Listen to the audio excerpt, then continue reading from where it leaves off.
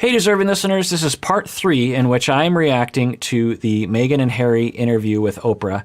Let's get to the show and see if anything of interest comes out of my face. And what I was seeing was history repeating itself, but more perhaps, or definitely far more dangerous, because then you add race in and you add social media in. And when I'm talking about history repeating itself, I'm talking about my mother. When you can see something happening in the same kind of way, anybody would ask for help. Right, I was wondering about that, and Harry would know. He was there. He saw what his mom went through.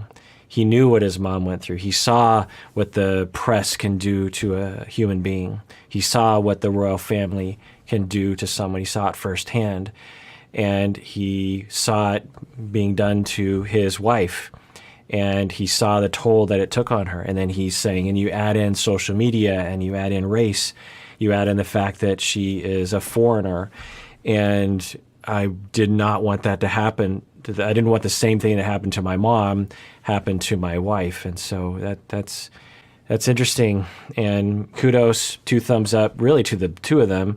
But to Harry, too, he grew up in that system, and I'm guessing he could have said, similar, again, I don't know what really happened with Charles and Princess Di, but from the story in The Crown and other documentaries, Diana was asking Charles, will you please help me? And Charles was following the royal family mandate, was following the institution or the firm, as Meghan would put it. And Harry is not acting like his father, saying like, no, I'm going to put my wife first. I'm going to put mental health first. And if that means pulling away from the royal family, then that's what I'm going to do. And it's interesting as they tell the story, they're saying, we didn't leave. We were just trying to pull back a little bit. I mean, we're not central figures like William and Kate and all them are.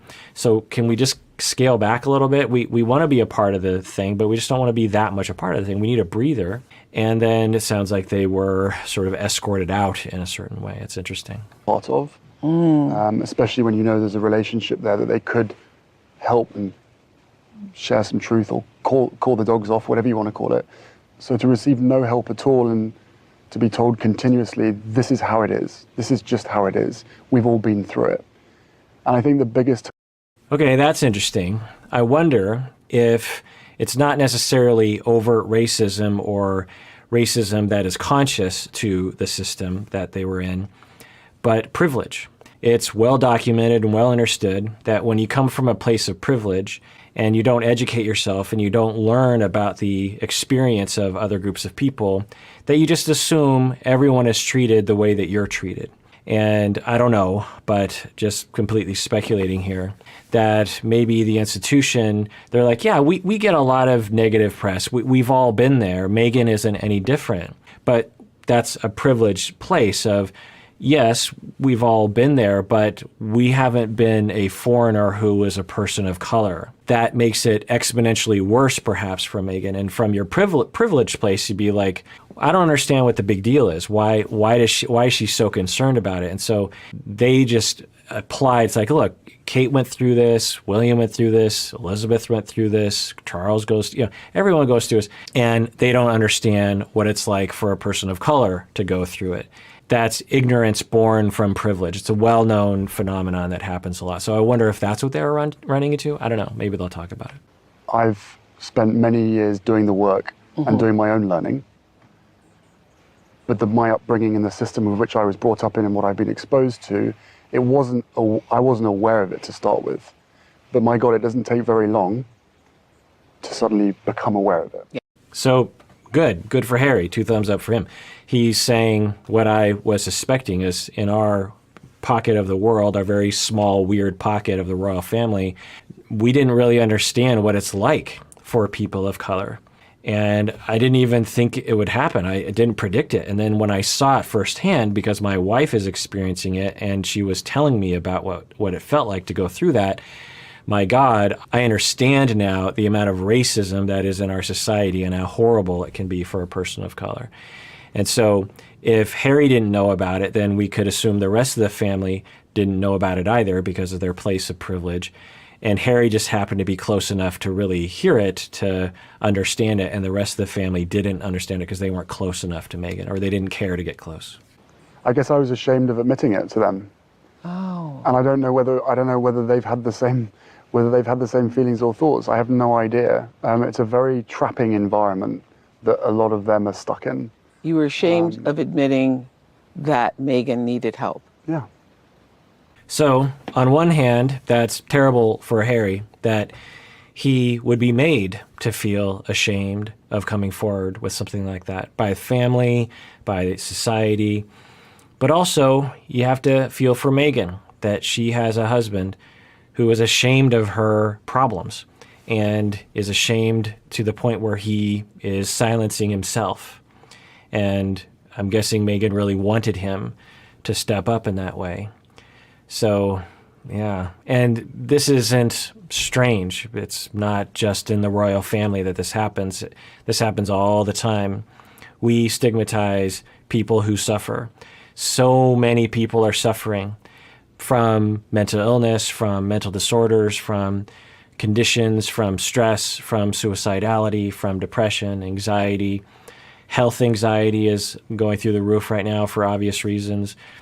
And the first thing almost always that people do to themselves is they shame themselves. And then if they manage to tell someone, often those people will be so ashamed of it that they won't talk about with other people. And it's just ridiculous. The analogy I always give is you fall off the roof and you break your arm. You don't hide it. You don't say, I'm so ashamed that I broke my arm, or at least you usually don't, right? You're like, oh my God, I broke my arm, and you scream and you cry and you say, take me to the hospital. And then you might even tweet about it and say, like, I broke my arm. You know, you're getting the cast on and you take a picture of it and you tell the story, like, oh, tell that story by the time you fell off the roof and you broke your arm. But when it comes to stress and emotional pain, we're just like, never talk about it. There's something wrong with me.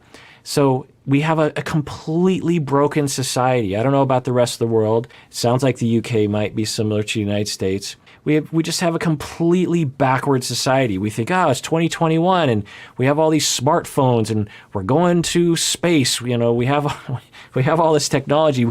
It looks like we're moving forward. In some ways we are, but we are completely not moving forward in this way. And it is making me so frustrated that people can't think logically about this. Everyone can relate to the feeling of being stressed out and scared and hurt and isolated and alone and ashamed and silenced. Everyone can relate to that. And yet we continue to shame each other, shame ourselves. We have institutions, we have politics, we have funding that just continues to shame all of us. We're doing it to ourselves. And it's just not good. And so Harry was a product of that Meghan was asking for help and the institution was saying no. And Harry was saying, I'm ashamed of it. I don't know what to say. And for him to admit that, it takes a big person to admit that. And are responsible for this Megxit. Oh my gosh. It's amazing how they can use Meg for everything. Yes. There are even stories that you knew all along that this was going to happen. You went through the whole process and it was all intentional to build your brand. Can you imagine? It's interesting the parallels that this also has with Yoko Ono, that she broke up the Beatles. That was the story for decades, that this outsider came in and a woman of color infiltrated the Beatles and broke them all up. And as a huge Beatles fan that's read a lot of biographies written by the band members and by people around them, and also watching a lot of documentaries, that it wasn't that simple. That maybe Yoko Ono played kind of a role, but the band was breaking up anyway. Everyone wanted to leave. There was a lot of infighting going on. And so it's another story there. Why do we have these stories? Why do we tell ourselves? Why are we so quick to jump as a public to conclusions that it's the pesky woman of color that screws things up? Well, sexism, racism, colonialism, all those reasons. It's obvious to me. Now, maybe other people could make a different argument that, well, you don't know this, you don't know that. And, it's hard to know. We can't really measure this, but it certainly stinks of that. He's been through something similar. He knows what pain feels like. And Archie's his grandson. But at the same time, you know, of course, I will always love him. So, total speculation, but I wonder if for his father, Charles, he resents Harry for, one, rejecting the life that was given to him by Charles. Charles works really hard. A lot of the royals do. They work really hard to keep the institution alive. And for someone to just reject it, that would hurt, I'm guessing, Charles. Also, just total speculation, I wonder if for Charles he had ambivalence himself back in the day of should I stay or should I go? Maybe there's a part of him that wished he could leave. Maybe not for Princess Diana, but maybe for other relationships, right? And he chose to follow the royal line, if you will, to follow the royal mandate. And he had to sacrifice that. And then to see his son, another member of his family, choose what he always wanted to choose, that could perhaps really hurt him and really make him angry, really make him face his own demons that he had to give up for himself, to make him realize that he's trapped, you know. So when someone suffers from an addiction, maybe it's marijuana, maybe it's heroin, maybe it's alcohol, and they are in the midst of that addiction, there are a lot of sacrifices that the individual has to make. There's part of them that understands that it is destructive to them, but there's also a part of them that might need the substance in order to cope emotionally. It might help them with their traumas, it might help them with their anxieties, with their social anxiety, whatever.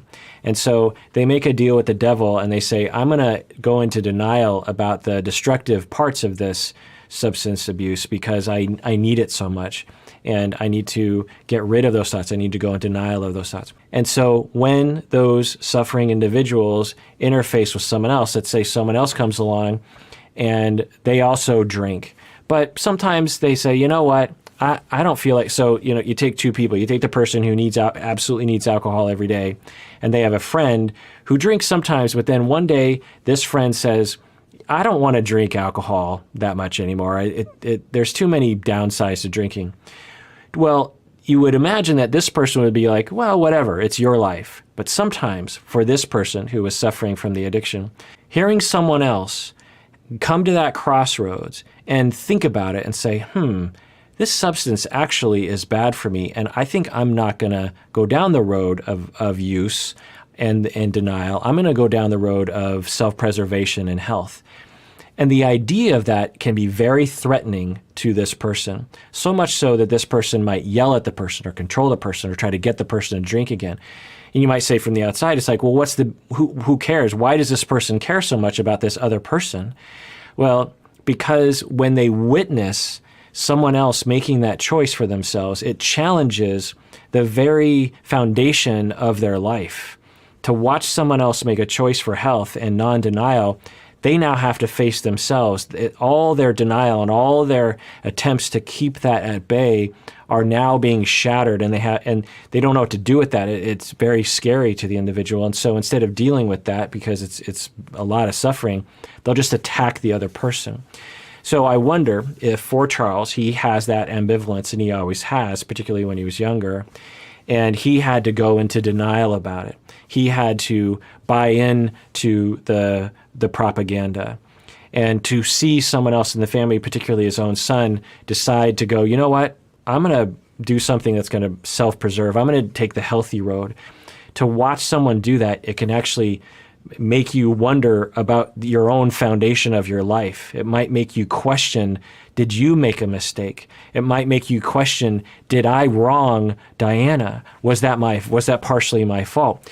And if you don't have anyone to help you because you were raised in a way in which you didn't have any support, and you're in a system that doesn't support you emotionally, then you don't know where to turn. And it's very easy to turn at the person that is making you question and yell at them and say it's their fault, there's something wrong with them, and then that preserves the denial system. I don't know if that's happening with Charles. I have no idea, but I'm just speculating. And I will continue to make it one of my priorities to try and heal that relationship. But they only know what they know. And that's the thing. I've tried to Or what they're told. or what they're told. Right. So he's speaking to that, I think. They only know what they know. And they're kept in a bubble. They also have to go into denial about a lot of things to just cope with the system. And you hear it in his voice. It's interesting. I'm really glad that Harry feels comfortable enough. And Oprah's just so great, and she can make people feel comfortable, that he is able to speak about this, because it really should make us look at ourselves, not only at royals, but also celebrities. And they're not off the hook. I was just wondering for the two of them, now they're under a different set of pressures, because let's say that she has more suicidal thoughts down the line, just for some other reason. Well, now if she comes forward and says, I need help because I'm still suffering, then they'll say, it's not the royal family, it's you. You were the problem, and you are emotionally unstable, and you tricked Harry into thinking that the royal family was the problem, but it's actually you. It could be both, right? And so I don't think the pressure is over them. They're still famous, extremely famous people. They're still targeted. I don't imagine that Meghan suddenly isn't experiencing racism in the press or on Twitter. I imagine it's still continuing. In fact, after this interview, it's probably become exponentially worse for her as stories come out about her. So I still worry about them, and I worry about all celebrities. Again, if you want to watch my reaction video to the Britney Spears documentary, or just watch the documentary that was put out by the New York Times, I don't think it was a fantastic documentary, but it did portray or help us to understand the pressures that she was going through, the unfair sexism and ageism that she was going through. And we can imagine what Princess Diana went through and what Meghan went through. And so it's not going to end. And we really need to look at ourselves in terms of what sort of things we click on, what tabloids we buy, the sort of schadenfreude that we have about, when the celebrity falls and we all just pile on. We cause the problem. We can blame the tabloids, but we're the ones buying the tabloids. Yeah, what will the kids look like? Yeah, what would the kids look like? But that was right at the beginning, when she wasn't going to get security, when members of my family were suggesting that she carries on acting because there's not enough money to pay for her and all this sort of stuff. Like, there was some real obvious signs before we even got married that this was going to be really hard. Interesting. So Harry is confirming a lot of what Meghan was saying. That's really interesting. But again, we shouldn't be surprised that privileged people are going to be unfair, they're going to be prejudiced, they're going to be biased, they're going to be flat out racist. We shouldn't be surprised. It's upsetting, it's demoralizing that in 2021 we still have this going on, but it shouldn't be surprising to us. We have seen too much of it. I'll tell you, when I first started seeing stuff posted, when Twitter first began, when the internet first began, I thought, well, these people, racist things, Nazi things, I thought, these people must be just having a joke. And maybe some of them were. But clearly we understand now that there are a lot of people who absolutely believe some of these ideas, and they hold them to be very true to themselves. And they live in some very, very strange echo chamber that believes in very, very destructive, harmful ideas that go back centuries. We shouldn't be surprised that those notions wouldn't infiltrate an institution as white as the royal family, right? I don't want to accuse them, they could defend themselves, but Harry is essentially confirming that his family were racist and were treating Meghan, and I guess him by extension, and his children unfairly. And so good for Harry for sticking up for his wife, for sticking up for his family. That's great. All right, well, that does it for that episode of Psychology in Seattle. Everyone out there, please take care of yourself because you deserve it. You really, really do.